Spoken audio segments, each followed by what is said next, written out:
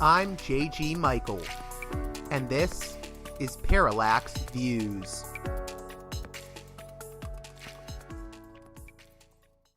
Hey there, Parallax Views listeners. The final entry, at least for now, in our ongoing series about the recent events in Venezuela takes place on this episode of Parallax Views, as I speak with returning guest Christopher Mott of the Institute for Peace and Diplomacy.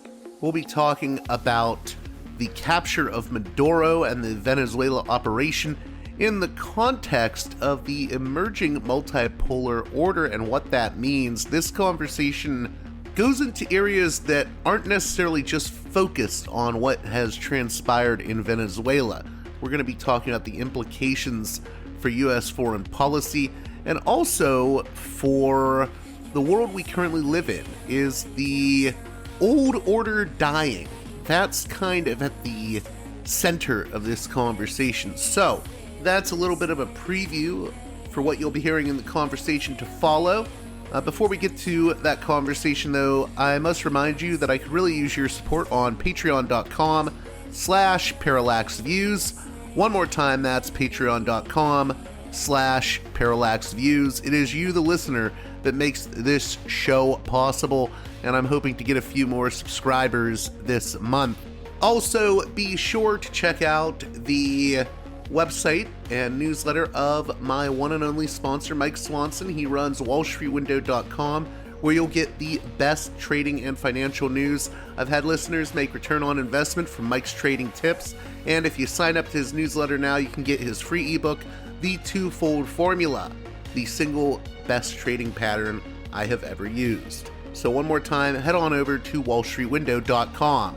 And with that being said, let's get right to it with Christopher Mott. Welcome back to Parallax Views. A guest that hasn't been on in a while, but we interact quite a bit, and I need to have him on more often.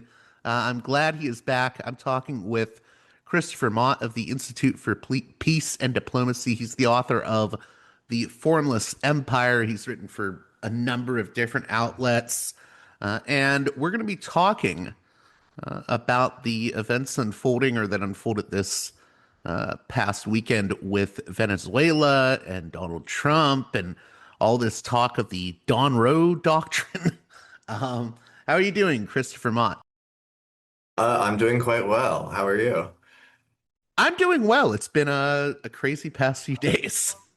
Sure has. Great start to the year, huh? I hope this isn't a dumb place to start, but what do you make of all this, like, talking about the Monroe Doctrine? Because I think there's a lot of misunderstanding about the Monroe Doctrine out there. Yeah, I think that is primarily people are talking about the wrong thing. They are talking about the Roosevelt corollary of the Monroe Doctrine, which was, of course, added by Theodore Roosevelt in the early 20th century, which said that the United States had it should actively intervene in the domestic politics throughout its hemisphere to secure its own domination. This is not, in fact, what the original Monroe Doctrine says at all. Well, the original came from John Quincy Adams. Yes, do not go in search of monsters to destroy himself. So. Exactly. He was I don't believe they yet called it Secretary of State. At that time, I believe it would be like Foreign Affairs Cabinet Secretary or something, but it was the equivalent of Secretary of State under President James Monroe. And he wrote it to be an anti-interventionist thing. It was defensively inclined. It was that European countries could not dominate Western Hemisphere countries. They could not re-seize the colonies or set up new colonial things. It was actually written in the time that Spain had been almost entirely kicked out of the Western Hemisphere, except for some Caribbean islands mostly. And it was meant to be like, don't come back, especially if you have help, because by that point Spain was a used up has-been power, but obviously France and Britain targeted towards them. There is some level of complexity to this, and the fact that it was actually more enforced by British naval power than still nascent American naval power at that time. There was a kind of understanding that Britain would compromise with the United States in not trying to openly take colonies, but would be their economic infiltration of the region would be kind of accepted in exchange for not having so much political infiltration, and this would help keep out whether it was Austria-Hungary or France or whatever, this would help keep out other European powers. So yeah, the original Monroe Doctrine was defensive in nature. It was obviously it's implicit that the U.S. was the strongest power in the Western Hemisphere, but it was absolutely meant to just keep other powers out and great power rivalry to a minimum. It's the Roosevelt corollary, which turned it into a strategic document of American domination, and that is what is actually being invoked by people that keep saying, the Monroe Doctrine, or now the Donroe Doctrine, which actually isn't all that different from the Roosevelt corollary, I suppose. So yeah, they're talking about a different thing. I don't want to get too in the weeds on it, but how much do we owe to uh, the Roosevelt corollary and Theodore Roosevelt when it comes to the current moment we see? You know, that's a good question. Probably a fair amount, I would say. It is the idea that the hemisphere exists at our pleasure, that does mostly come from him. So you could say that. As it comes to like how it's interpreted as strategic doctrine, that I can't really answer because it's too early right now to see how closely or farly we're drifting from it, even if we're obviously, this is a descendant of that type of policy. Because I kind of view like if there is such a thing as a Donroe Doctrine, I would say that it's basically based around grabbing media attention and headlines rather than a coherent worldview. So it's kind of hard to quantify that. Okay, so in terms of what we've seen transpire, I know that you wrote an article or co-authored an article for the Institute for Peace and Diplomacy entitled Invading Venezuela is Not America First, and that was in November. In terms of what has transpired, I don't even really know what to think because it doesn't seem like this has been like a full regime change. No, it's not. The Maybe they loyalists took our are still in advice and power. they're not invading after all. Yeah, so I don't even understand what is really what do you see is happening right now? Well, Trump, to his credit, which is not something I say very often, is very averse to the potential for quagmire. He knows that foreign policy quagmires is what sunk all of the people he's run against, usually successfully, electorally. I mean, a major, important, and criminally underlooked by many people reason that Hillary Clinton lost the 2016 election was because she was viewed as a warmonger, correctly, I would say. And Trump played that up when he ran against her. There was this kind of more tacit campaign in 2020 against Biden in 2024, also kind of making that point against his various opponents there. So I think he is at least aware of the potential of the danger of a quagmire. He likes things to be short, which usually means they're kind of weirdly indecisive. They're media attention grabbing, but they don't actually like do that much. Like I'm still unconvinced that anything was accomplished by the bombing of Iran last summer. So there is this kind of like it's reality TV, it's showmanship, right? And I think that that's actually better than the alternative, right? Which is the Well, it's better than like commitment. boots on the ground. Yeah, yeah, absolutely. And it's better than, which I'm not saying we won't have. In fact, I'm very concerned about having this, but it's better than the Libya model, which is kind of what I would see would be an escalation in Venezuela, would follow that kind of a thing, right? Attacking the government, kind of fostering a civil war, but doing it from the air only. In order to avoid claims that you're doing Iraq again. Of course, as we know, Libya probably ended up with a much more miserable fate than Iraq did. So the lack of kind of a centralized security apparatus, even a foreign one, can be really bad. So We could still see that. I think the thing, if you want to, like, it's too early to read this event right now, but if you want to, what I'm looking at is not so much what's happening in Washington, D.C. I'm much more interested in what's happening in Caracas because, like, I feel like that's where the important decision is going to be made. Right now, it seems like the vice president, who is now the acting president, Right, that's Delcy Delcy Rodriguez. Rodriguez. She was even around in the days of Hugo Chavez. I mean, she is a loyalist. Yeah. Yeah, it seems like at least the statements right now for public at home are very much like, we resist imperialist aggression, but diplomatically, as of this morning, they're much more conciliatory.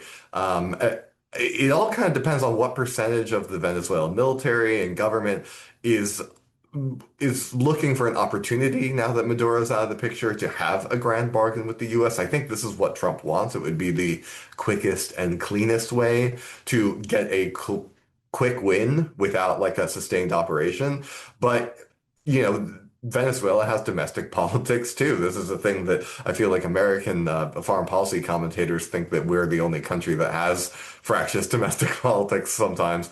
And there could be any number of things could happen. People could say you could, after this humiliation, you could never collaborate.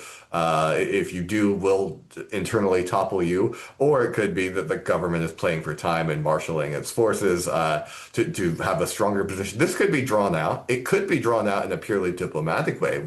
Okay. Or it could be like in a way that makes Trump not look successful. And then he initiates some kind of aerial bombing campaign to force his way through. This is, I think, kind of the question right now. So, like, what the internal dynamics are in Caracas is going to ultimately determine, I think, what Trump's response will be. And I do not have the information from inside Venezuela to be able to inform as much as I would wish on this topic right now. But that's what I'm looking at.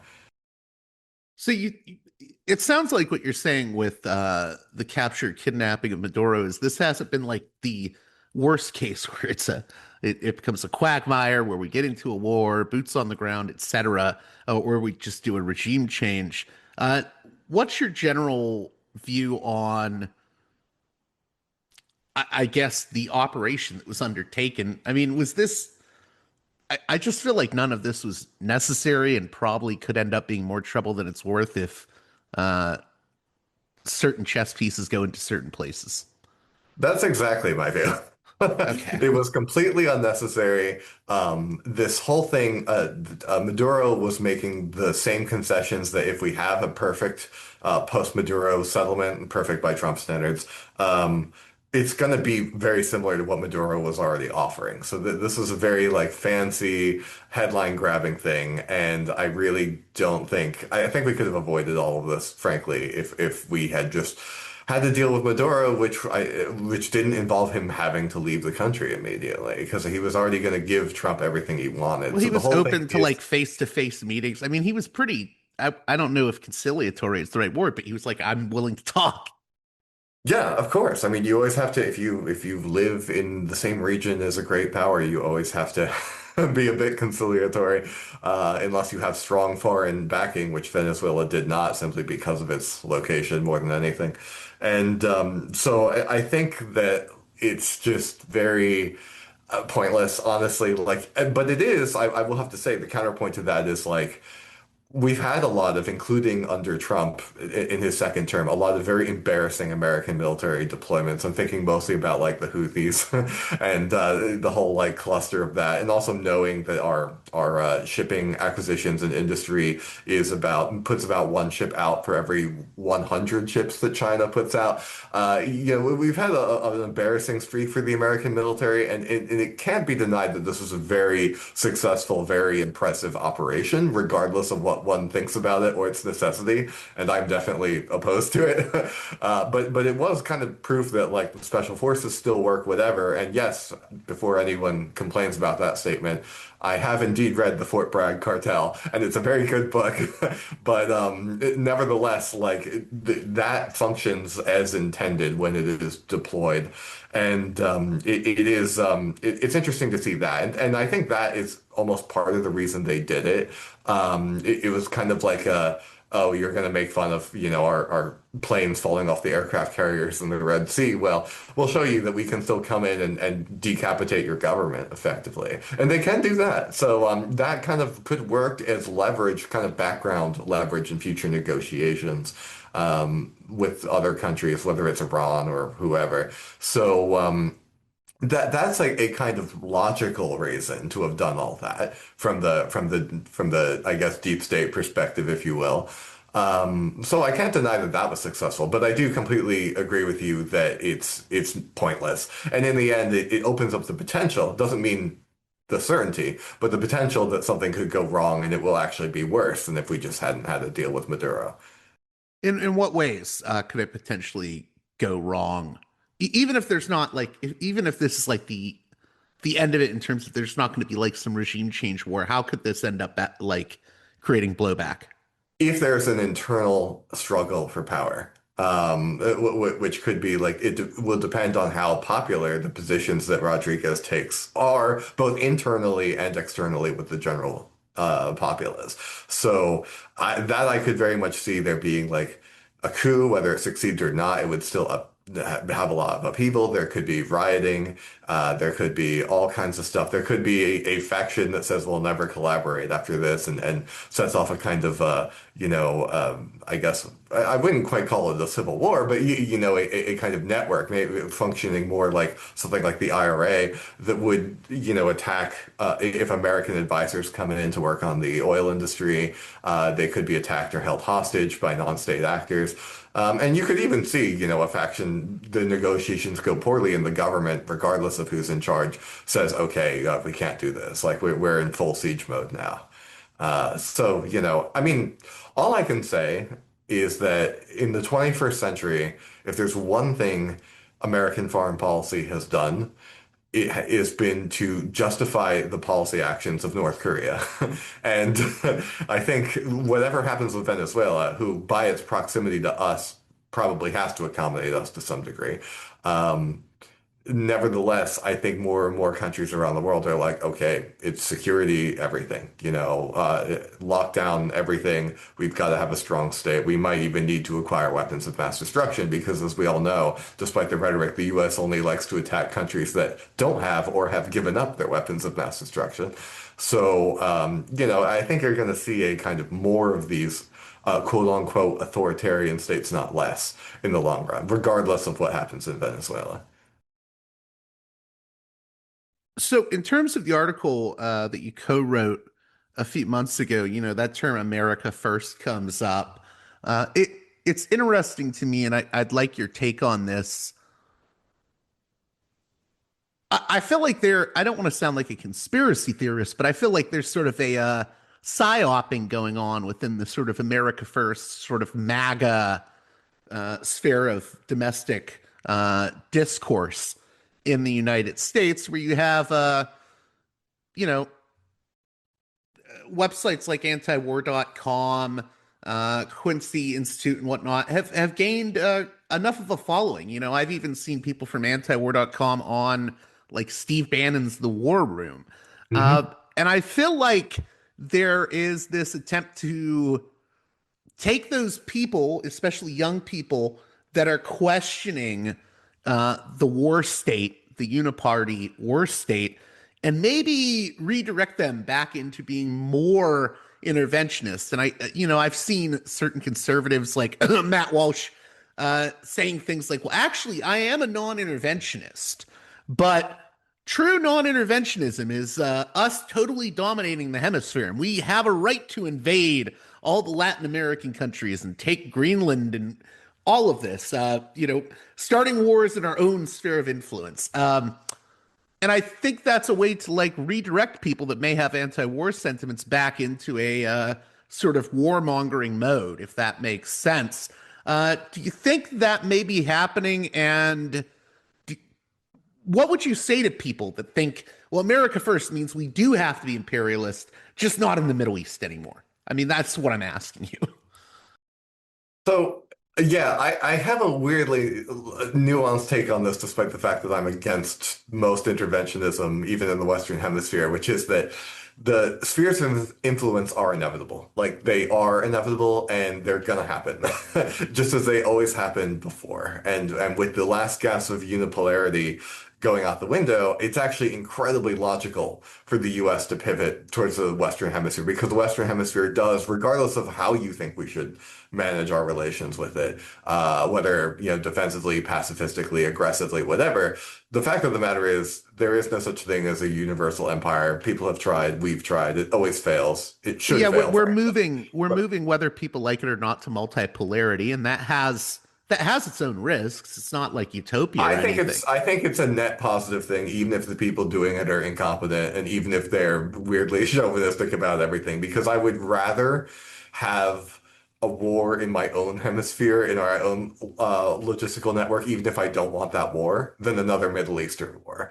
The case for actually debating strategy in a cost-benefit way is actually way easier if we drop all the ideological pretense and we talk about what's in our interest. It's actually easier, as from me even as a restrainer who is opposed to these operations, it is easier for me and more direct to have this discussion. See, that's where I wanted to go with this. Actually, is as a restrainer, what is your response to those saying, well, we should be restrained when it comes to these like big wars abroad in the Middle East, but we shouldn't be restrained when it comes to Venezuela? Like, how would you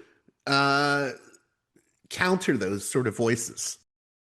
Well, I would say, first of all, like, I would not 100% rule out that, like, I'm not like a pacifist or anything. Like, there could be a situation kind of like what that Vietnam faced in Cambodia under the Khmer Rouge. There could be a situation where it is affecting the hemisphere adversely, and so it actually would be logical to deploy American power. That situation is not now, by the way, but I'm just speaking incredibly hypothetically here. But I would say that my case against this kind of Roosevelt corollary Trumpism is that what you're actually doing under conditions of multipolarity is you're inviting in outside powers. Because if anyone wants to stand up to the US, and inevitably people will have debates and disputes, and there's one country that has at least the potential, maybe in 50 years or whatever, but it has the potential to be its own kind of secondary power, which is Brazil. It is very within the realm of possibility that they would say, I need a counter hedge. If I'm going to do anything, if the US is too imperious, too economically exploitative of me, then I'm going to call in some friends from outside. I'm going to say, like, our businesses are open, our ports are open to China, I think Russia is a no-go here. They are definitely the weakest of the world powers, and they're not going to have any meaningful influence in the Western Hemisphere. But when it comes to China, it's absolutely a potential. This wouldn't happen 5 years from now. But the Chinese Navy is world-class Navy. It is a peer competitor. I think it's a very face-saving technique when the headsets of the world kind of dismissively referred to as a near-peer competitor. And I'm like, this is the same thing as when World War I Germany was like, we don't have to worry about the US declaring war on us. They don't have opera theaters. It's very pathetic. Look at the industrial output. That's actually more important than anything. And in the end, if you push way too hard, you will inevitably, yes, because of fear, some people will cave. And it will be in their interest to. But some people who have a more robust position will be looking in the long term to break away from you. You're not so much of a senior partner as you are a kind of domineering tyrant. And they're more likely to want to escape your orbit. Now, whether they'll succeed or not is a different thing, but that actually increases insecurity in the hemisphere. So I say, stick to the original Monroe Doctrine, sure, but don't adopt the Roosevelt corollary, because multipolarity actually means it's easier than before for outside powers to come into your backyard if other people want them there. Well, that's the other thing. I think even if there is a return to spheres of influence, and I think you're right about that. That's just where it is. The thing that gets me is people that are so war hungry that they think, I'm going to be very blunt here and use some foul language, but there are people that think, well, America should just swing its look around and throw a few bombs and overthrow a leader. Um, and I don't think that's enough to do proper statecraft. I mean, diplomacy is a thing, and it seems like this is the one thing America always forgets. Completely agree. The when it comes to like thinking in terms of grand strategy, I'm an opponent of both short-term and long-term thinking. I think the long-term there's too many random variables and you can't predict like super long-term, and short-term is just too media focused, too superficial, as we see from I think Trump's entire worldview, frankly. Whereas the opposition to Trump is often in this liberal internationalism, which I think is just as bad, if not worse, frankly. And that's too long term. That's too we can socially engineer the entire planet, which is obviously a huge failure, as it always has been, whenever anyone tries to do such a thing. I like medium term planning. I like you have to think at least in terms of a complete generation, and you have to think about where you want to be in the long run and what blowback will be and various things like that. But at the same time, know that you can't actually plan out too far in advance. And I think that this approach of just like throw some bombs around, whatever, do these things, it is just ultimate short-term planning. It does not think about what will be the downscale, like kind of cascading effects of anything. And we've seen so many times before we do something and then something oh, how could this have happened? When it's obvious to anyone who is capable beyond short-term thinking, right? Like think about how many of our Middle East interventions led to like worse actors coming to power for both their countries and sometimes for us as well, and how Iraq was basically given to Iran, which is something that I predicted would happen when the war broke out, and I was in high school and I wasn't even interested in entering the international relations field. I was like, so Iran's just going to get that country in the end, right? Because look where it is and look where we are, and like we're not going to be there forever, and it's obviously going to fall apart. It won't just be like, oh yes, thank you for liberating us. It's going to be a complicated. I think there were even countries in that region of the world that thought this is really stupid. I mean, I think even the Saudis were kind of The Saudis were very skeptical about it, yeah. And there were even elements of the Israeli government, though not Netanyahu, who pushed for the war, including in U.S. Congress. There's a great video of that if anyone's interested, selling the Congress on the WMD lie and everything.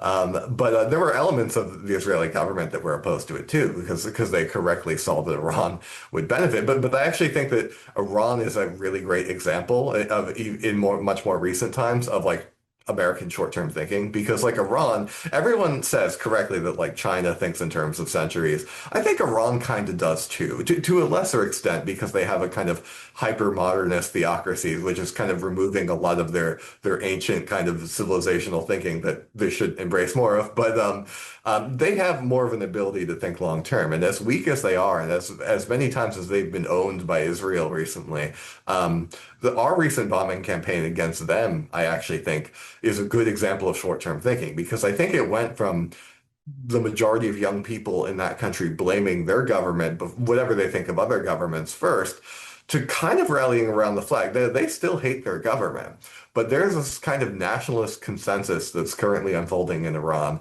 where even people that hate the government, even people that really hate the theocracy, they're all kind of like, but Iran can't be humiliated again. Iran, is its own thing. It contains multiple people, and we will not have this like foreign menace dictate to us. I mean, I actually, like the week of the attack back in June, I wrote a piece for Unheard about why my personal theory being that like Iran is a historic civilization, and a post-Mullah Iran isn't necessarily going to change most of its foreign policy views, especially towards Israel, because a nationalist Iran would still want revenge. A nationalist Iran would, and I made the case, would be more effective at countering Israel, because it wouldn't be beholden to this kind of like maudlin revolutionary humanism or like Islamic law. In fact, it would probably be very hostile to those things, and I think that would be cool, frankly. But but that wouldn't guarantee, like so many Americans seem to think,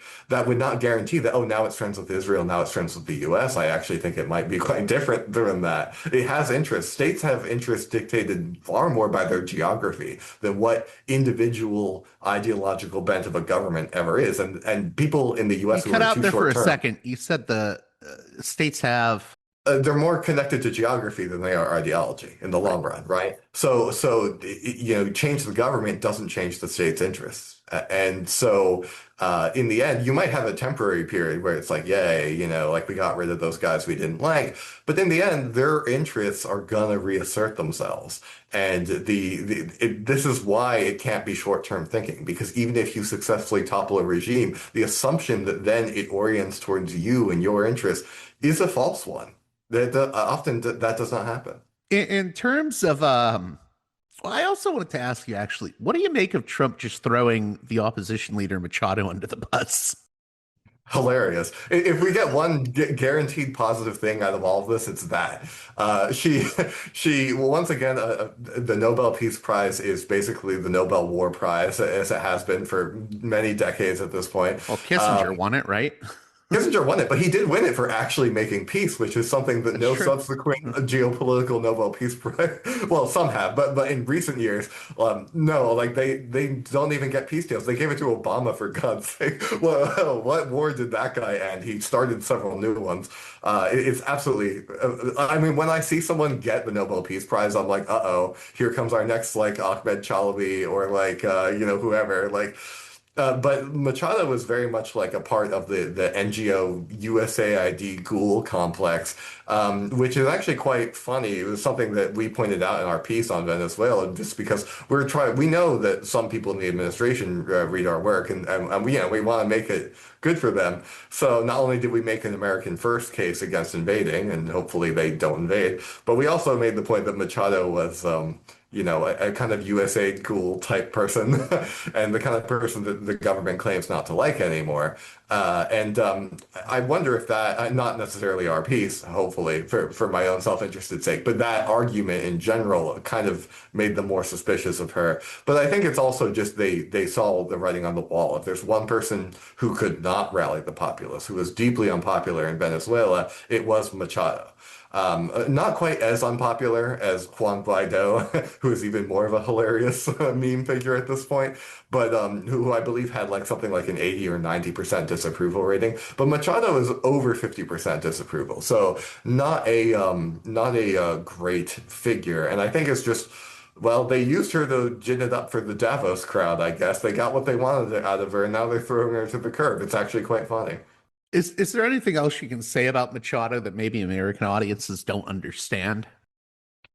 I mean, I looked into her a couple months ago, but I haven't really, that was just a one-off, and so I would hardly say I'm qualified to expertly opine, but her background as this kind of foreign-based oppositional figure is very much just tied to big NGO complexes, is the thing that I retain. And it's always been this very, very kind of media-focused strategy.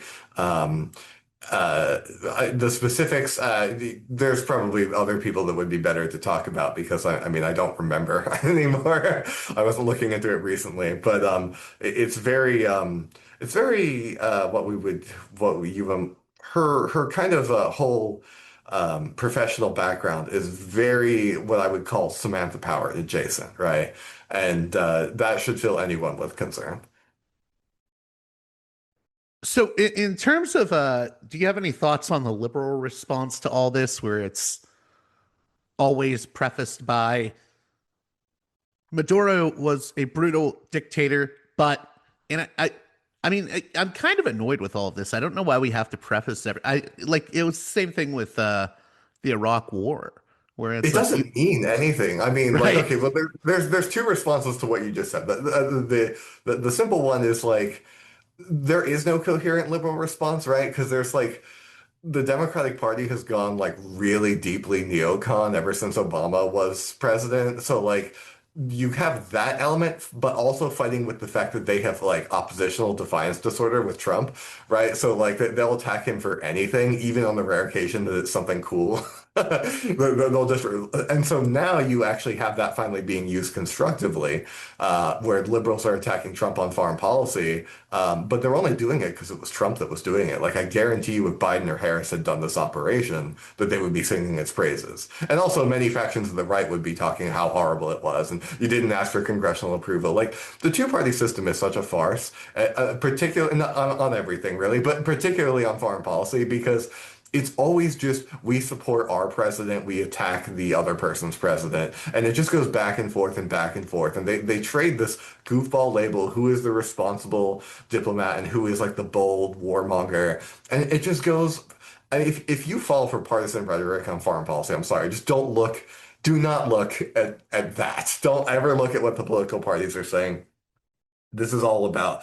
This is always bipartisan. This stuff. So, they were all, if there's any division, it's the center versus everyone else, kind of the establishment, which at this point is Trump in the Republican Party, but like, yeah, it's the establishment center and against the wings. And it has nothing to do with left versus right at this point, and especially not liberal versus conservative. So I would say like, that's just, whatever. But I particularly despise this, like as you say, this like liberal harping about like he's a dictator, or like why do you hate freedom effectively, but like the whiny lib version, and it's a form of emotional fucking blackmail. Yes, that's exactly what it is, and it only works on like low info people anymore, and like young people are very immune to this, which is good to see. But old people who have seen this blow up in their face time and time again, they fall for it every time. I swear, cable news is like a drug for these people. It's so bizarre. But like I mean, I really personally hate it because it just makes no sense. There is in no way, even if you were to adopt like the kind of like Maximus Hawk position, there is no way that this worldview is reflective of reality because like we are friends with a variety of different state actors. We are also enemies with a variety of different state actors. There is no freedom versus authoritarianism here going on. It's ridiculous to say so. We are closely knit with Saudi Arabia and the United Arab Emirates.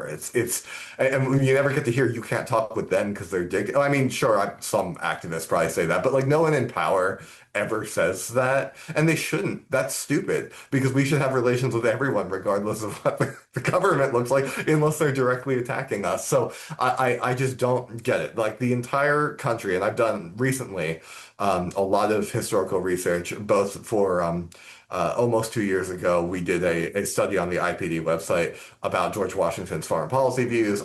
This coming year, I'm going to release a book chapter in an edited volume on neutrality about early American neutrality in the 1790s and early 1800s. And I have to say, like, this country wasn't just founded to break away from Britain. It was founded to break away from Europe, which means it's anti-transatlantic to its core. And the whole view of Washington, of Hamilton, of the original Federalists, and that's what my upcoming book chapter is about. It's about Federalist foreign policy, effectively, is disavowing the idea that a foreign government's internal structure should dictate what our relations with them, and embracing the idea that our relations with people should be what is diplomatically useful and how much money can we make on trade. Like, and this is something that Trump, to once again, rarely to his credit, at least rhetorically, gets behind this principle. When he was speaking in Riyadh, he talked about this. It was a great speech. I almost felt like I could have written it myself. I just knew he wouldn't hold to it. But like, then you have like the Democrats who, like, because of oppositional defiance disorder, are now going to be like the party of maintaining unipolarity, I guess, and like upholding the American the center for the new American century or whatever worldview, and they're going to be like, no, you can only Putin is a dictator and everyone is Hitler, and you can't negotiate with Hitler because of course it's World War II analogies all the way down. Dude, you know what? You know what's crazy? It's the only event that ever happened in human history. I had a family friend on the phone with another family member of mine say yesterday or 2 days ago, Maduro's falling is like the fall of Hitler. It's like the death of, and I'm like, why? God. Why is everything always, every time It's always a comparison It's to Hitler. Hitler. It's the only moment in history that ever happened. No, it's all Hitler's all the way down. No, it's forget all the treaties of Paris, forget the Treaty of Westphalia, forget World War One, of which World War Two would not have happened without World War One. The actual cause of World War Two was not Munich and Chamberlain, who was buying time for the Royal Air Force to modernize, by the way, and it's a good thing he did that.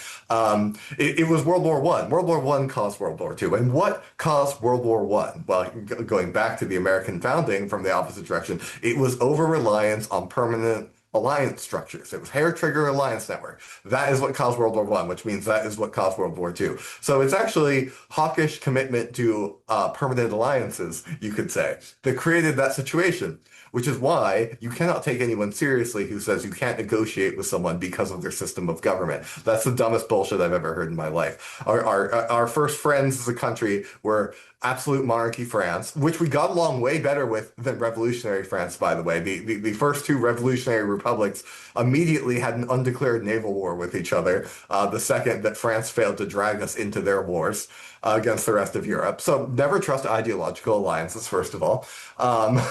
Geography will eventually reassert itself, as the Chinese found out with the Soviets in the 1960s.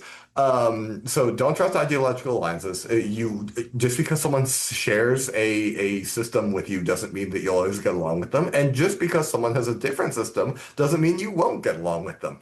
It's just absolutely ridiculous. This is juvenile protagonist syndrome worldview that is bulked up by this, I mean, to quote the scholar Emily Finley, who I love to quote, ideology of democratism.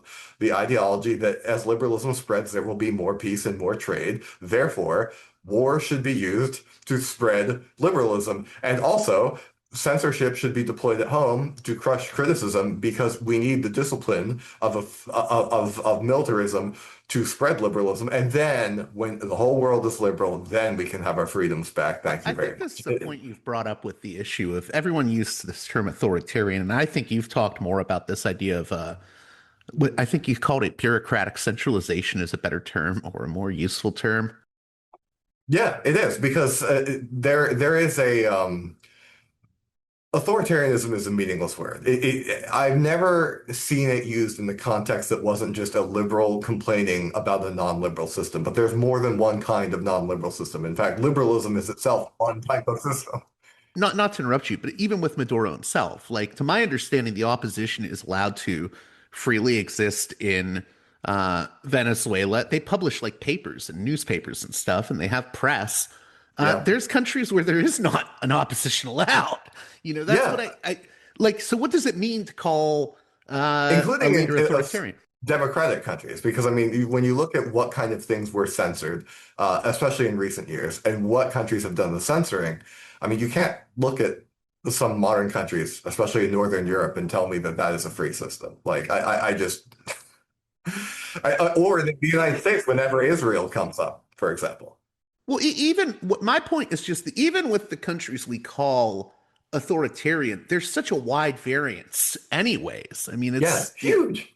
And which is why the authority versus freedom is the struggle of our times axis, is the dumbest way. Autocracy versus democracy. Yeah, exactly. Like authoritarianism doesn't mean anything. But yeah, like to your point, there are a variety of different governments that are not liberal democracies. They are very different from each other. They're not all the same. They're not all geopolitically aligned. They're not in a grand conspiracy to steal our freedoms. I mean, I remember liberals used to laugh at George W. Bush, rightly laugh at him, when he said they hate us for our freedoms. And yet they have adopted the view that there's this conspiracy of international actors that hates us for our freedoms. It's very just juvenile and stupid and has nothing to do with the real world whatsoever. But yeah, like my point is that there is this kind of bureaucratic centralization that has been happening in countries, modern countries, for a long time now. I mean, I would argue it started, the degree of which it started, especially around like kind of censorship and national security panic in America, was under the presidency of Woodrow Wilson. So like and it's only expanded ever since. And so we've had this just, whether you live in a monarchy, a dictatorship, a one-party oligarchy, a liberal democracy, that's almost less important to me than growing power of the military-industrial complex in any of those countries. or the fact that there is a kind of labyrinthine, faceless bureaucracy that has become so huge that no one can even regulate it anymore. Like, is it authoritarian or not that the Pentagon has failed 8 audits in a row? Is it authoritarian that no one seems to be overseeing the CIA? Like, I mean, I have legitimate questions about this, and I think it's the size of these unaccountable bureaucracies ultimately that is more important than how many elections we have about them. Well, that's the other thing about the sort of hawks in. I mean, one of my big issues is I'm very averse to war for multiple reasons, but one of them is I think one of the first casualties is usually civil liberties at home. Yes, always. Always. And it's been that way for a long time now. I mean, even in, the Civil War, which, I would have been a hawk on that, to put it mildly. And I would have been all for crushing the Confederacy. But even in the Civil War, there was, the suspension of habeas corpus, which is a really terrible thing. And even in the 1790s rupture with France, which I think was good to have a rupture with France, else we would have been their unfortunately used junior partner. There was the Alien and Sedition Act, which of course the Trump administration actually uses to deport foreigners to this day. So, whenever conflicts occur, the first casualty is going to be freedom of the press. Oftentimes with the willful collusion of most of journalism, by the way, who like the if it bleeds, it leads, and the access journalism model when it comes to war. So, I mean, I would say most prestige press is 80-90% pro-war at any given time. I mean, go back and look at New York Times commentary about any conflict the United States is fighting. It's always rigorously pro, to a fault. But that just increases the vulnerability of alternative press, right? Which often is the first to suffer when these things happen, the first to be censored or accused of being in the pockets of a foreign agent, etc. Now, sometimes that's true, but that's also true. Like, no one's a bigger master at that than we are. Like, that was part of our whole USAID network, was kind of to bankroll opposition media in countries we didn't like. So it's, everyone plays this game, and we play the game too. But who could ever fault someone for looking for alternative sources, no matter what country they live in, when they know not to trust an official narrative that has lied about foreign countries and other things for so long? Do you think there's a disconnect between the establishment and the general populace? Because I read all these articles talking about, well, we need to free the Venezuelan people, and they've been oppressed by Maduro. And listen, I get it. I mean, I care very much about the Israel-Palestine stuff because I know both Israelis and Palestinians, right? But I can't expect the average American to think to themselves, I am very invested in this issue. I need to see the freedom of this group or that, because to most people, it's an abstraction, unless you know people that are personally affected and have close friends. Most people don't care. Most people aren't thinking about Venezuelans being oppressed. Most people are just trying to survive their day-to-day life. And the moral framing is very odd to me because it's very removed from like normal people's day-to-day life. I'm sorry if I'm getting too philosophical, but No, I completely get it. I mean, yeah, I that's mean, a part of I it, feel but bad for people that are. See, that's the thing, though. That again, it's like moral blackmail when you point this out. It's like, oh, I'm engaging in wrong thought. yeah, no, I mean, you're right. But like, it's not just that though, because I think there is a huge disconnect between the establishment, its narrative, and the populace. But I don't think it's just like as many populists, of which, at least on economic issues, I'm fully aligned with. Um, but many populists, I think, make it a bit too simple. I don't think it's just like the establishment versus everyone else, because I think there's a lot of willing dupes in the general populace. And I think, at least in the short term, especially when war fever takes over, a lot of people are just like, yeah, freedom fries time, right? But like, I don't. I think it's really more generational because I think, particularly when it comes to like viewing foreign affairs, it really is age structured more than anything, not party, not anything else. It really is like younger. more anti-interventionists, older, more pro-interventionists. And that dichotomy has always been there, I feel, but it's gotten stronger and stronger in recent years. So I think that there are people in the general populace, like if you were this like poll the general populace like view on a lot of these issues. If your focus group was primarily boomers, I think it would actually align with the establishment narrative. Not entirely, especially like working class boomers would be different, but like it would be much closer to that generic, bipartisan waffle flop. Like, but everything else, the younger you go, the more it would diverge, on average. And so I think people, granted, I'm not saying that like they often turn to good alternate sources. There's plenty of absolutely vile nonsense out there that is anti-establishment. Don't get me wrong. But the fact that they are turning to it automatically, it just seems like my younger friends just do not trust anything that comes from like the legacy press. Sometimes you can, so I don't think it should be a universal rule, but like particularly when it comes to foreign affairs, though, don't. And I'm like, I think that's a much healthier standing point than the kind of like, well, the Economist says, which is a level of authority I've seen people defer to, and that's pathetic, frankly, after everything we've seen.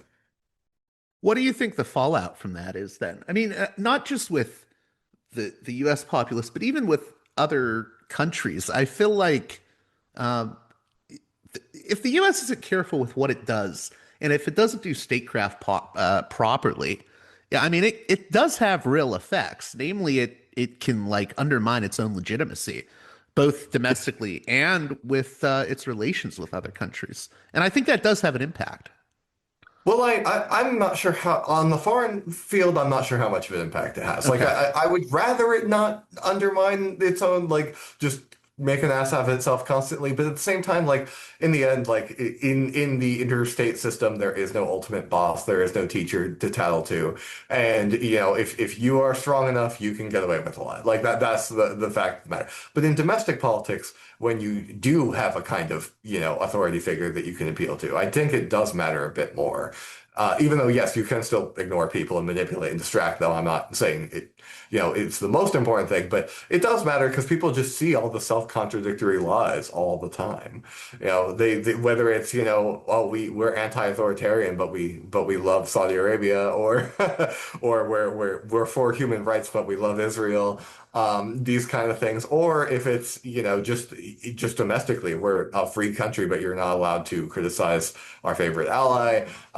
It's a free country, but you can be deported if you're not a citizen for writing an op-ed piece.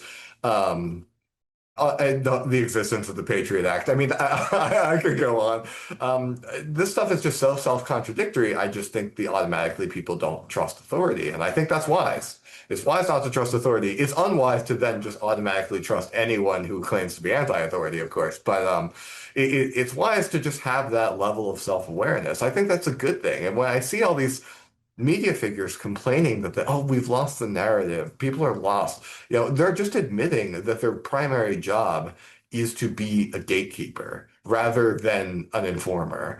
And I mean, I welcome that admission, but I think that they lack self-awareness to such a degree that they don't even know that they're admitting that. But By the way, I wasn't trying to make like an international law argument with the mentioning other countries. It was more no, so I get that. I was just quantifying, my, because like I'm not Mr. Norms and values right, by right. any means, but I do think that while and my colleague David Polanski wrote a great article about why you shouldn't care about hypocrisy at all. Like ultimately it doesn't matter, and it's worth reading for sure. But like I think in domestic politics it absolutely can, and particularly when it comes to this stuff about like us being free and What I was more getting at is even the strong state can end up making a mistake or bullying around the wrong entity and get egg on its face. And that's what I find interesting about all of this. course, of course.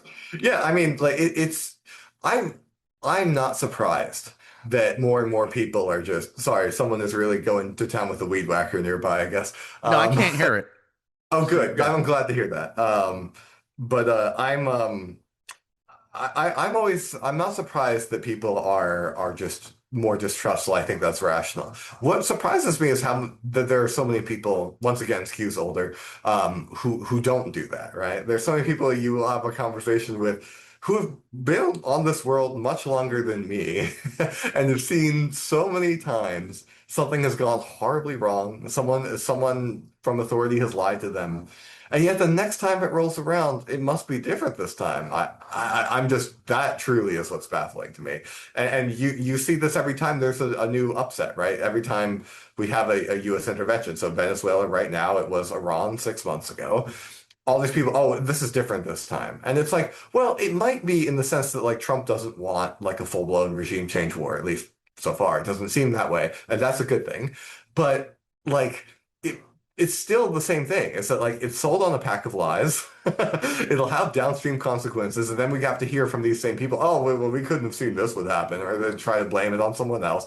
And it's like, but already, like, are you willing to get duped by this ridiculous thing that like fentanyl comes from Venezuela, that most of our cocaine drug trafficking comes from Venezuela? Because it's not true. It's just blatantly untrue. So I don't even know, like, there's some people that just will never learn, I guess. Permanent marks. Rubes, if you will. Rubes, yes. Another thing I wanted to Pasties. bring, another thing I wanted to bring up, just because I hear some of the cheerleaders for this Venezuela stuff saying it is, you and I will often make the immediate jump to, hey, remember the Iraq War and how well that went? I'm increasingly seeing this response of, well, Venezuela is not Iraq, and remember, Operation Urgent Fury when we went into Grenada. Remember Panama. We were successful. We can just do whatever we want in Latin America. How would you respond to those types of, propaganda? I would say that I would acknowledge that those operations were, for the most part, successful. Successful, yeah. I would also say that those circumstances are very different. And for example, well, Grenada doesn't really matter because that was so easy. I mean, anyone could have done that. Like that was an easy win for the Reagan administration. Panama, we had forces already in Panama. We were still in control of the canal when that happened. That was why we had to actually have a military operation. In fact, I actually think it might be the only post 1950 American military operation that I could see myself, if I wasn't an infant at the time, supporting. Because like it made sense. We had forces there, regardless of what you think about the canal. Like and our civilian contractors were, being physically threatened. Like everything was already there. It was a game of duck, effectively, right? But with a bad player on the other side. I'm not meaning like bad in that like moral way, but in that like he wasn't good at it. He outperformed what he was actually capable of doing. He made a bad bet, and we called him on it. So like I would say, okay, like sure, I'll give them that. Not really, but like as a rhetorical win, I'll give them that, and I'll say like, that's totally different from this. Like, first of all, we don't have any forces on the ground in Venezuela, aside from obviously intelligence assets, which we clearly have a lot of, because there's no way that operation happened with just special forces. That definitely had collusion from inside the government. The question is just to what degree at this point. It's a state with that's very large and has a very, very difficult geography if there was going to be a prolonged resistance. They would know we were coming now because we've opened this up. And it would require a large degree of highly logistically complex amphibious operations operating further from other places. And it's totally unnecessary. Like by any, this is the most important thing, by any standards, because we were already going to get whatever diplomatic concessions we wanted in the first place. So, I mean, just what is the point? Now, there is and I've seen the Hawks do this online recently. There is a valid point. They finally started to hear people like me who've been making fun of them for the World War II analogies constantly. I mean, I even wrote an entire article about it a few years ago. Not everything is World War II, which I wrote for the American Conservative. I still repost it more than any other article I've ever written, by the way, because I just it's much more effective than making a social media post. There will, in the near future, I think, be a joint article between me and Artem Moini also on this topic about how World War II is the young Earth creationism for the liberal international order, which is why people of a certain persuasion always default to defending it because it's their Garden of Eden story, effectively. That hopefully will come out, some point in the next month. I don't know where, but it will. But those people have now, and some of the smarter ones have internalized that critique, and they're like, okay, fine. Boomers always compare everything to World War II, but millennials always compare everything to Iraq, and not everything is Iraq. To which I would say that is correct. Not everything is Iraq. The commonality is how propaganda spins itself up. That thing, I'm much more likely to make a Freedom Fries joke than I am to make a Battle of Fallujah reference, right? Because we are clearly not into the full-scale boots on the ground thing, and no one will, even if they want to, will ever admit it in public. I think, however, though, that the 20 plus year war on terror experience taken as a whole, so not just Iraq, is still very much the paradigm that we are trapped in today. Whether it is how special forces are overused and overtaxed, whether it's the long-term inability to achieve decisive results that are clearly in the American citizens' favor, whether it's the kind of, rather than regime change, maybe a regime collapse model that seems to have been embraced in Libya and Syria. And I think that they try to work on the Houthis, but it doesn't work. And maybe are now trying in Venezuela. The commonality is war on terror, not Iraq specifically. I do actually think, if anything, at this point, Iraq is the outlier. Well, even the language of the sort of reasoning for going in, it's like, well, we're taking down the narco-terrorist regime of Maduro. I mean, terrorist. It's the language of war on terror still. Yeah. Oh yeah, no, I'm sure. He even kind of looks like Saddam Hussein, so you've got this kind of like weird physical overlap. But it's I think it's just war on terror BS, which is technically not over. We're still doing these operations in Somalia and whatnot. So I think that's more the thing. It's the overall, but it's actually, and Trump would hate this.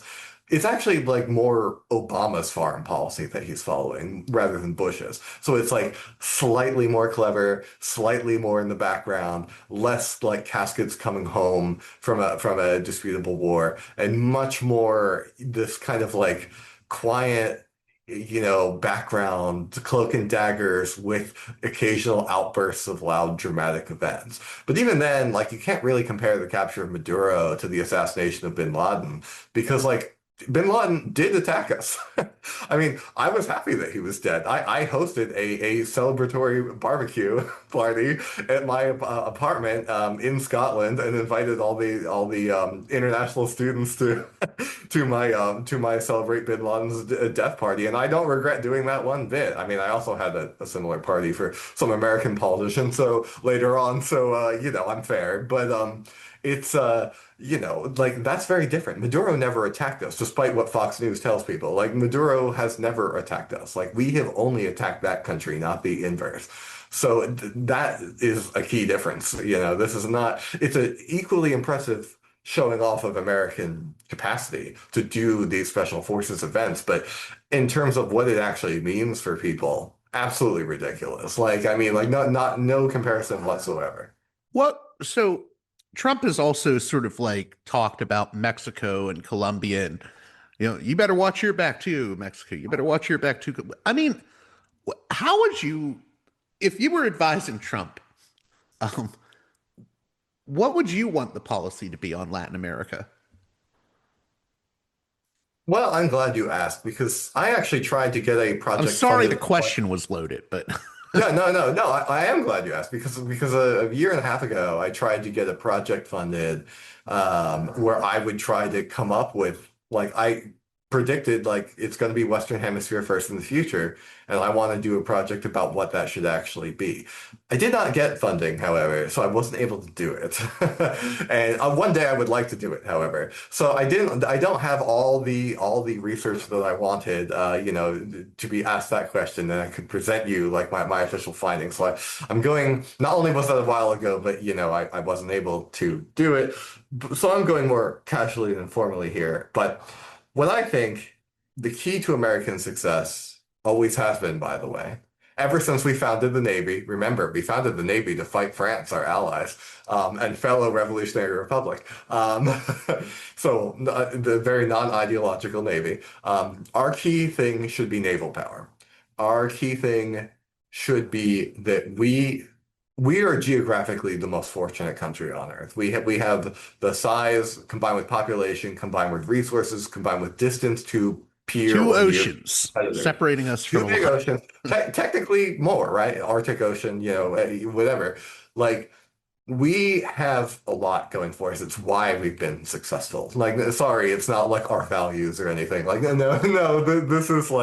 This is our values when they align with exploiting our geographic niche as they were under the Federalists and certain other periods of American history, yes. But like in general, it's like we have the best geography. Like we really do. The only thing it needs to be totally cohesive is, I would say, a nuclear deterrent, albeit like a minimal one. I'd rather have just a small deterrent one rather than this world-ending apocalypse arsenal. But also, a strong Navy. A strong blue water Navy. That means that it helps us counterbalance if any other country, and this is an if, not a when, I don't think anyone is doing this right now, but if any other country decides to become like so strong that it can run the world, there's no potential even for this to happen, but it's a possibility that needs to be prepared for in defense circles. Like, that's all I want, right? If we have that, then all we have to do with the Western Hemisphere is just to prevent any country from being like a subordinate ally to an Eurasian rival. I think the most effective, most of them aren't going to, just because our proximity is here, we're more scary to them. So all you need, if you have the Navy, that takes care of itself. The Navy plus influence over the Panama Canal just guarantees whatnot. All you have to do is you offer a good deal, right? And I would include in this a kind of a maybe American version, though there's a big caveat to this, but an American version of something like the Belt and Road, where we like actively try to assist development and trade integration throughout the hemisphere, but specifically in the hemisphere. But my caveat to that is that we have forgotten how to build infrastructure. So it ties in with I want to reindustrialize at home first, but like we have a problem in that we had good infrastructure for a long period, and then all we did was kind of tinker around the edges, if even that, and then now it's rotting. Whereas countries like China, they actually built themselves up in a single generation from being like an undeveloped country. And so they have the experience of going into a place that's less developed and building everything up, an experience that we do not have. But this is something that we could recapture, and we could use it to have a kind of like more development in the hemisphere, which would have more people who don't want to break away from us, who would actually be like, okay, American domination isn't anywhere near as bad as it used to be. That's what I was getting at earlier when I said I think when dealing with neighboring countries, I mean, if you want, you can just be like, might makes right. We're going to kick your ass if you don't do what we want. But there's also I know that drug cartels have done this. Like Pablo Escobar, he would pay people off. And then if you didn't take the money, he would cut your tongue out Colombian necktie. But it's like, if you can like give things or offer things to your neighbors to make relations better. Like you don't just have to do, you don't have to come in like a gorilla pounding your chest and beating the shit out of everyone. Exactly. And I'm not even saying that in I'm not saying you have to become like, ooh, lovey-dovey peacenik. That's not even the point either. But there's multiple tools in the toolbox for having stability and good relations with other countries. It doesn't have to be one or the other. I mean, it's most effective if it's both. Like, as Machiavelli himself said, it's actually the best thing is to be both feared and loved, even though he did follow up with, it's better to be feared than loved. Because if you're loved, just loved, people will take advantage of you. But if you're feared, they'll still be afraid of you. But his key point that's often ignored when people deploy that quote is that it's best to be both. And the current administration really just wants the one and not the other. But it could easily have both. It could easily have both. This would be the easiest thing in the world because we're here, because we trade with these people. It would be so easy to have a very enticing offer that wasn't just based off of bullying and fear, that would be much more effective. And I think getting people to be like, oh, cool, you want hemisphere domination, you're afraid of China coming in here. That's a sacrifice we're willing to make in order to get a better deal with trade, with infrastructure, with, whatever. I mean, like we have so much to offer them, and they actually have a fair amount to offer us too, I would say. In what way? I mean, like resources is the obvious one, but also in terms of just like this is a remarkably geopolitically stable hemisphere. Like a lot of people are used to thinking of Latin America as like a place with a lot of violent crime, which it does have. I mean, like Central America has like the worst murder rates in the world. There's always like drug trafficking, drug use. So they complain about all these things. They say it's not quite developed, blah blah blah.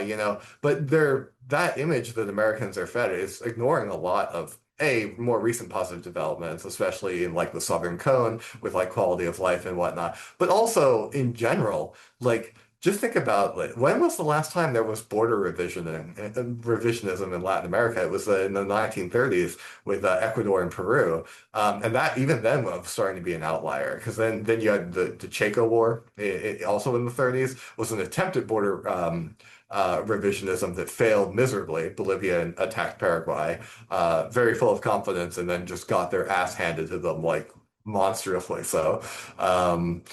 And those are like the two like conventional wars in South America in like the 20th century. Then in the 19th century, you had some big apocalyptic wars, not just the continental wide freeing from Spain, but also like the War of the Triple Alliance, which is arguably like the most devastating war.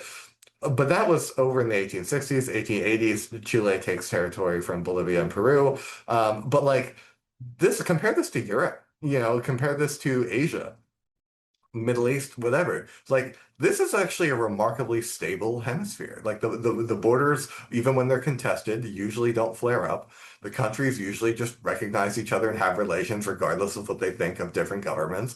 Like the key, there's so much inherent stability. I mean, yeah, I know that could change at any time, but we're going off of probability here. There's so much inherent stability that like it feel like the amount of trade throughout the hemisphere could quadruple if we really embrace the fact that like, oh, this place kind of runs itself, right? We'll just help it do that, with more infrastructure that facilitates more of that. It just seems to me that like Latin America doesn't get enough credit for being a place that is like remarkably okay when it comes to geopolitical crises. In terms of, I know there's going to be certain listeners that will love this episode.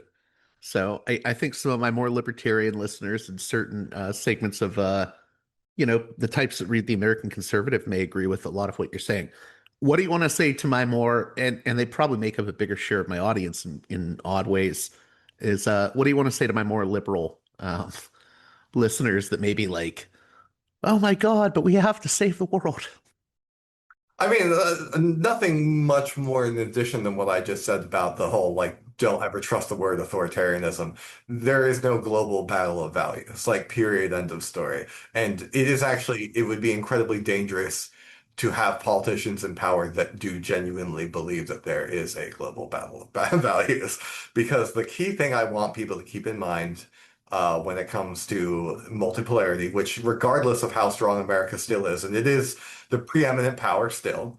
There's a really excellent piece from a few months ago on the IPD website by my colleague Carlos Roa called Byzantine America that really explains the current strategic pivot of America as still a dominant world power, but not the universal world power. I recommend people check that out for a more geoeconomics materialist argument. But I would just say that in general, multipolarity means that liberal values are no longer universal. Although I would dispute they ever were, but they can no longer be even pretend to be universal, which means that there is no quote unquote right side of history, not that there ever was.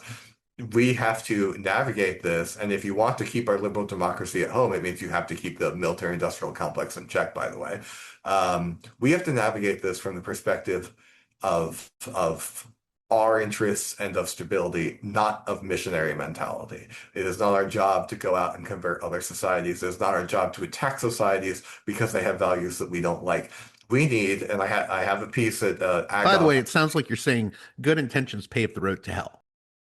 They certainly do. If there's I have a piece that's already out. I have a piece that's been out for a while at Agon magazine that's on Substack. That's called Modus Vivendi. It's all about how multipolarity means we have to learn to live with each other. And this isn't just me lecturing the liberals. I would say the same thing to the Russians, who are doing kind of like the anti-liberal version of this, right? Where they're fighting for Orthodox Christian values and conservatism against the satanic West, which is the same thing. Like, I'm sorry, like that's a truth that liberals need to understand is this is the mirror reflection of yourself. This messianic ideology can go both ways, which is why it's so important that people don't do it. Under conditions of multipolarity, where there are multiple countries that have nuclear weapons, they have to learn to get along. They need to figure out a balance of power. You should be looking at a figure like Metternich, and kind of grand, bargains way more than you should be looking at values-driven policy, because there can be no universal values in a world where different powers with different values coexist. They have to learn how to coexist. That's modus vivendi. And there's a certain liberal tolerance that will be found because original liberalism was about tolerance of ideological difference. It arose in the 17th century as a reaction to the 30 Years' War and the sectarian struggles of Protestants versus Catholics and whatnot. And it was a good thing, by the way. It was good back then. And it was all about a plurality of difference, a tolerance of difference. This is the best that liberalism has to offer. It's time to rediscover that original Spinozan liberalism before figures like Rousseau and Kant turned it into a missionary ideology that ironically parodies the very thing that it was originally rebelling against, which is theocracy. And people need to learn, like, that country is different. We still have relations with them. It's actually imperative, if they're great powers, that we have perfectly fine relations. And so too, yes, do the Russians have to learn that lesson too. Being the anti-liberal crusader is just as bad as being the liberal crusader. China is the only one of the big powers that seems to have avoided this trap so far. I would say that's because not only has China never had a liberal era, it also never had an Abrahamic era. Like, China is pulling from thousands of years of Taoism. Sometimes it will dress it up with Confucian moralism, sure, but it's mostly strategic thought in China, which is something I'm very fascinated by, coming from figures like Han Fei and like the old, like, what was now referred to as Sun Tzu, but it was actually probably a compilation figure. Like, their strategy is very Taoistic. It goes with the flow. It doesn't have a missionary edge to it. It's kind of particular to its time and place. I actually think that that's good, right? Which is not to say that America can have the same worldview, because we obviously don't, but we need our own version of that. We need, like, our particularist thing. If we're going to be a liberal power, we have to be like we're the best liberals for America, and we respect that other people are things for other societies, and we learn to get along with them and accept difference, because it is not our job to terraform the world into this homogenous sludge that ultimately will make no one happy anyway, not that it has a realistic chance of working. It's our job to have a balance of power that enables our average citizens, and hopefully other countries too, to have the most peaceful, best life that they possibly can. That means accepting difference of political systems, of economic systems, of everything, really. I was going to say too, I think sometimes that missionary style actually undermines like, it undermines certain countries from wanting to accept anything more liberal, or It I hope that makes absolutely sense. does. Yeah. Oh no, yeah, that's not even. I mean, if people want this, I can cite exact examples of this. People can check out my think tank piece, Woke Imperium, if they want, because I actually have I make the case with some citations from 2022, when it was published, that this actually happens. Like, when you really push a kind of progressive reformist agenda as an outside foreign power, it actually most likely will be seen, those causes will then be seen as imperialist and imposed by an outside power, and it will cause the inevitable nativist backlash, which always happens when a foreign country tries to dictate to a smaller country. The nativist backlash will then become conservative, and it will then actively campaign against those causes. This arguably happened in, post 90s Russia, in a way rebelling against the infiltration of NGOs. I think it's kind of happening in Georgia right now today, which is a country that enabled itself to be so open to NGOs. It actually, like, most of the professional managerial class there seems to work for some NGO, and sometimes they're rivals, and it creates all this political instability. We have seen, the pushing by certain organizations, often funded by the US or the EU, then turn civil rights causes, which are legitimate, by the way, into just foreign psyops viewed. And sometimes they are. That's the thing. Like, it's not just people then getting conservative and saying this is all a foreign plot to undermine our culture. Sometimes those orgs are funded by organizations, which is why I think that the gutting of USAID was good, even if there isn't much to say about what's replacing it. But this type of stuff totally undermines many of the causes that it claims to be upholding. And it's the only people in the end that benefit from it are these kind of like domestic NPR listening audience people who are like, oh, isn't it so great that we live in such an enlightened country? Well, I was going to add to this, and I know it's a stupid folk wisdom-y take to a lot of people, but it's like you can probably accomplish more with regards to, like, oh, Iran's culture, I'd like to see it change. I don't know. Give them more pop music. I mean, I know young Iranians that are just like really into American. It's weird because I think cultural exchange in a lot of ways has more impact than a lot of the other stuff we do. But it doesn't have a huge political impact. I think the era of like, oh, David Hasselhoff brought down the Berlin Wall kind of stuff is like, yeah, that's totally why I said I didn't want to give the folk wisdom version of this. I think now people are also much better at separating like the entertainment sphere from the rest of it, right? Like when I was in middle school, I remember, because that was the late 90s, so the height of the end of history era, if you will. I remember a teacher telling us, like, you're so lucky to have been born here. Everyone wants to be American. Everyone thinks you're so cool. And like even after the war on terror started, that was still, if to a lesser extent, true, because I spent most of my 20s living abroad. That was true. And there are advantages in a weird way. Like Americans have much more public-facing what's the word I'm looking for? Self-confidence than many other people from the developed world. And like if you have an average level of self-confidence like I do in America, you become like the most assertive, charismatic person in like Northern Europe. In like a social context. So like there are absolutely advantages to that, but I think now it's no longer connected with Americanization equals globalization equals good. I think America is deglobalizing because we realized our own financial global system did harm us. It harmed American workers. It harmed our ability to retain industry, to maintain infrastructure, to maintain even domestic stability. Our quest for universal empire created this like monstrous war machine that actually hollowed out our quality of life at home. And so now we're pivoting in mistaken ways under Trump, but I think in general it's a good thing. We are pivoting towards a deglobalized America, and our current debates are how we should do that, right? In what way? I think we were even pivoting before the second Trump term, to be honest.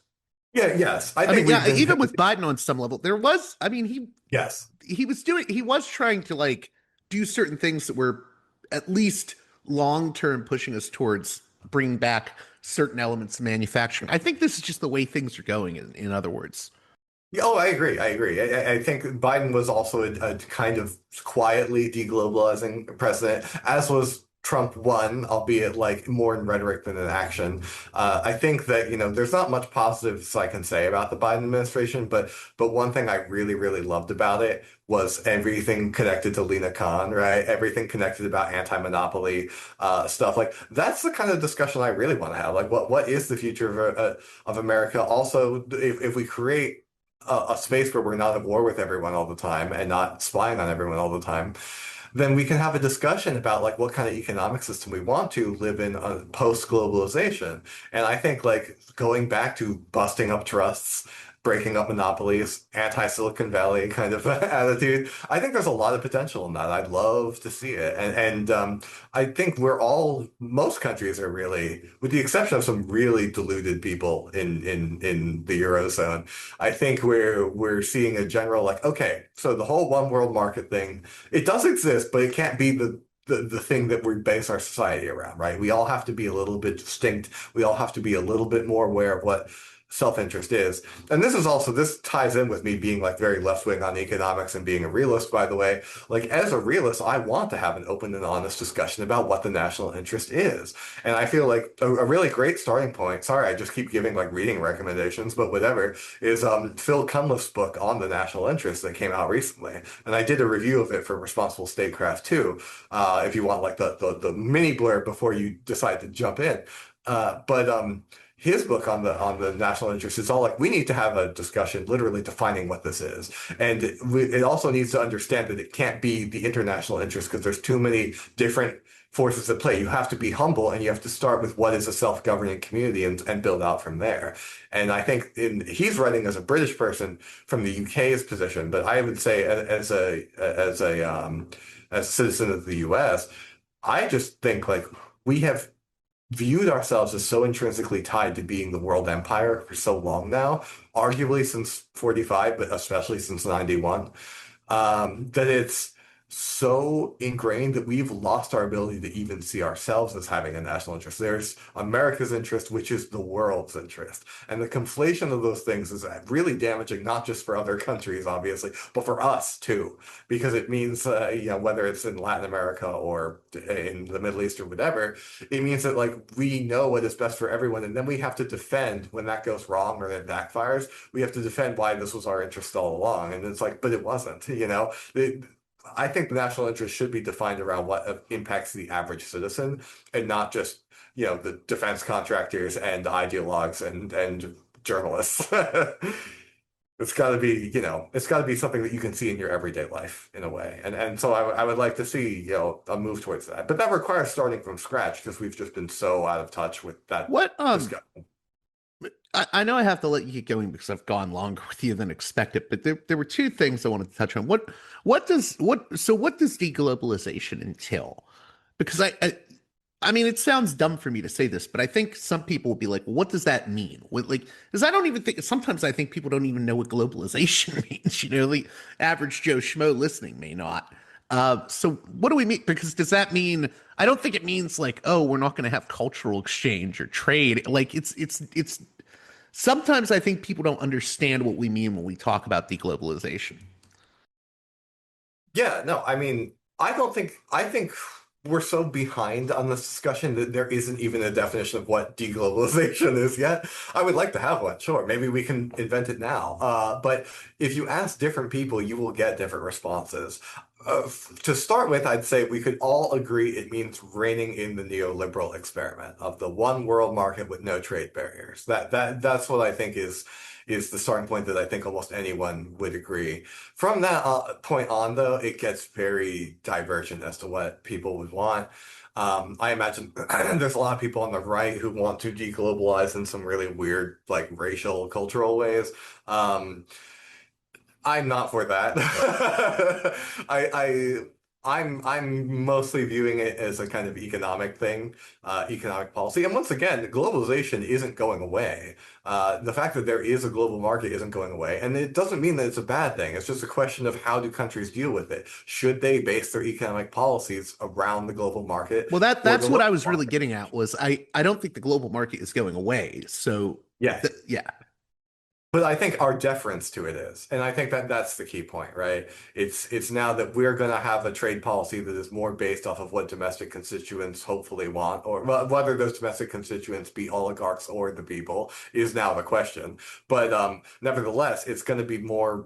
It has to relocalize at least proportionally, just to be reflective of interest, to understand that the market doesn't solve all the issues. Different countries will, once again, this goes to my modus vivendi idea, right? Like different countries will respond differently. There isn't going to be a universal deglobalized model. That's actually the point. The point is the opposite will happen. They will have wildly different outcomes. And this is a good thing. If you're a social scientist and you study this stuff like I do, Yes, some of these counterexamples will be as bad or worse than the neoliberal order. That's absolutely going to be true. But some of them are going to be better too. And the whole point is to be able to see, well, what does and doesn't work. Because we actually lose our ability to learn when things are hyper globalized because we don't have counterpoint case studies. We don't have the ability to kind of like look at this and look at this and what are the successes and failures here. No, if everything is the same, then it just becomes like, oh, the housing market blew up. Now the whole world economy blew up. Like it either all goes up or it all goes down. I think a variety of different outcomes is actually not only does it protect us from wide scale calamity, our ability to kind of mitigate the damages of something being a global crisis. And the same holds true in diplomatic spheres of influence, in my opinion, as well. But it also enables us to just learn more. We're like, okay, it's interesting. This country did a totally new thing. Or these two countries did the same thing, but they're totally different countries demographically and geographically, and this produced different results. We always learn from that in a future-oriented way how to tinker our policy.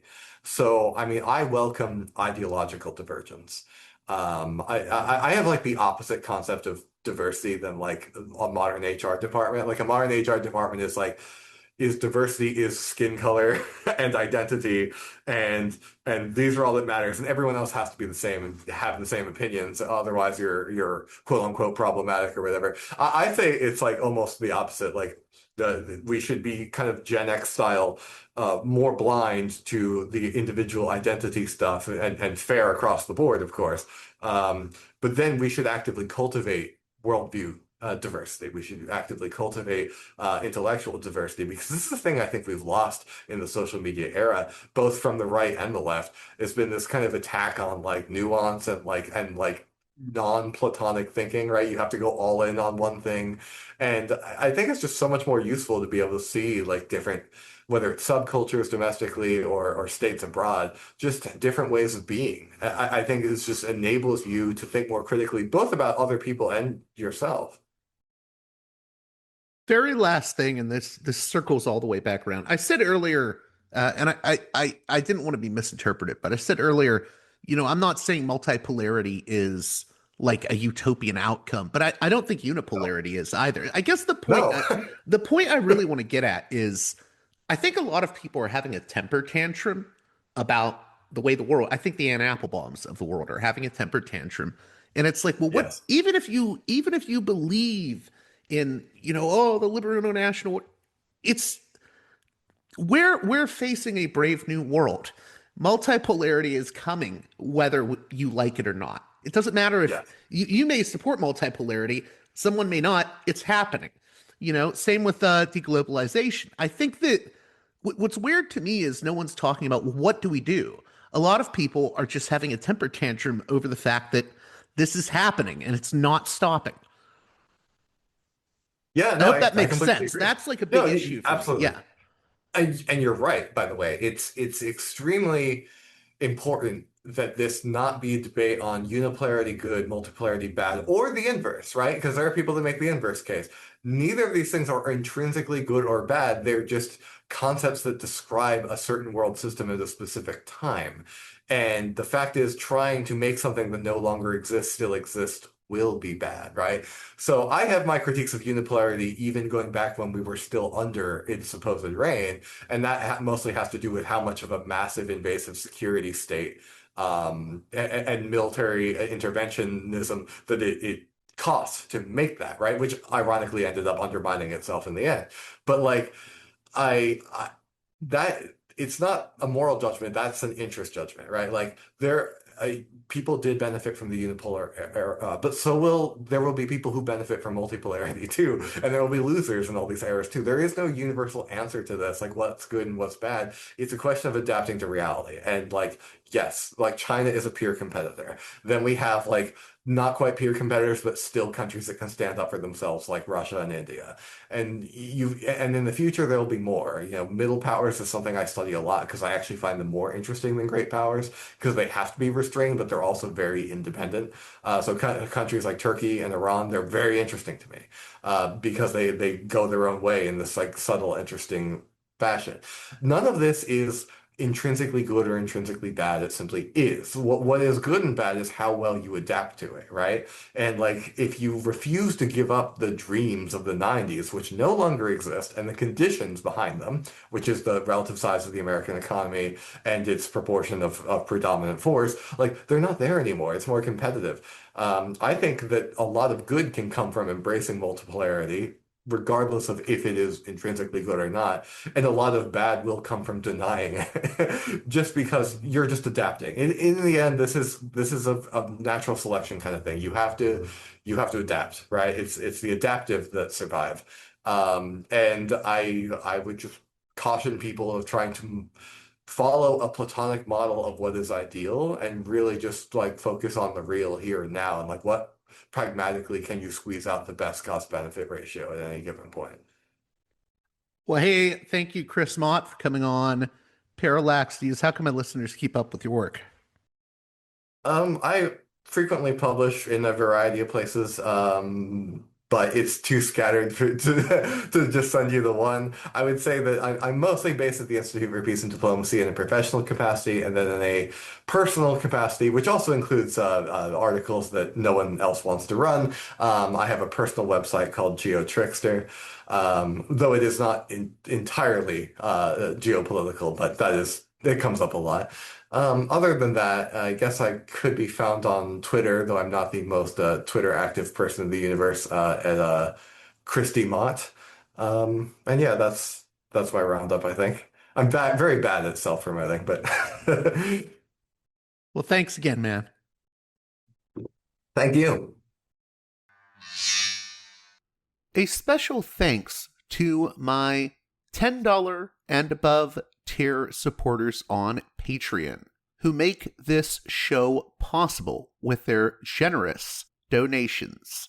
Producers' credits shout out to those supporters: Aaron, Jeremy, Matt, Big Bob's Beepers, James, Enoch, David, Sadad, Tristan, Bob, Eva, Miriam, West Bank Robbery Pod, B. Lund, Transnatural Perspectives Podcast, Dan, Nick, Elliot, Fabian, Tom, Arlen, Bo, Spartacus, James, G, Jamie, Will, JC, WV, Sutra, Orc, Catherine, Darko, Nathan, Holland, Dan, Mark, Chase, Olm, Gary, Emilia, Nick, Brace, Michael, and Brian. Please join those listeners in supporting me at the $10 and above tier of my Patreon page, patreon.com/parallaxviews, if you'd like your very own producer's credit on each and every edition of the program. Until next time, you've been listening to Parallax Views with Parallax Views to Parallax Views with Parallax Views. The way out is not simply to say, don't do it, just to prohibit. It's nothing else. If we don't do it, others will be doing it like crazy. So, we have to confront the problem. But no, basically, I know of the great anxieties, problems, new forms of control, but it's also new forms of freedom. This is why I always emphasize that internet and all this new digital stuff, it's a very ambiguous phenomenon, but it's the field of struggle. New forms of enslavement, but at the same time, new incredible forms of freedom. We have to accept the fight with no nostalgia for old, allegedly more authentic communities or whatever. I'm not afraid. I'm not afraid. I'm not afraid. I'm not afraid.